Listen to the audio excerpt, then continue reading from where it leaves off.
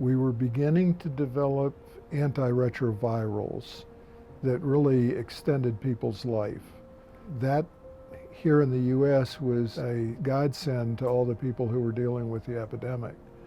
And then we started saying, well, gosh, if we could apply this globally and look at Africa, where it's really epidemic already, we could save a lot of lives. So there were people within the activist community, people within government that saw that as an opportunity. And then President Bush saw it as well once he became convinced that we could do something about it.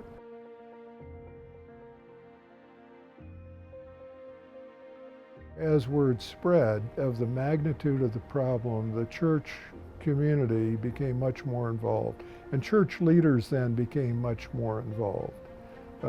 Franklin Graham, I can remember, and Chuck Colson, Rick Warren, a number of them really said, hey, we've got a problem. Let's get involved. Did the faith community jump in both here and there and do all the things that they could? Yes. Are they great partners? Yes. The faith community really got very excited about opportunities to be involved, both partnering with people in Africa that they had been working with as missionaries or in other capacities over the years.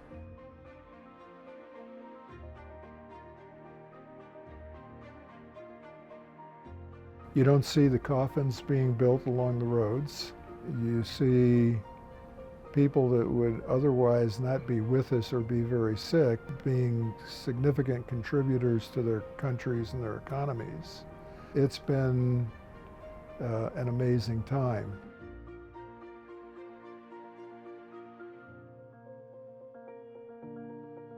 Well, if you look at the influenza epidemic in 1919, or the Black Plague in medieval Europe, those are instances that killed tens of millions of people. This was on the verge of killing 30 million people at the time.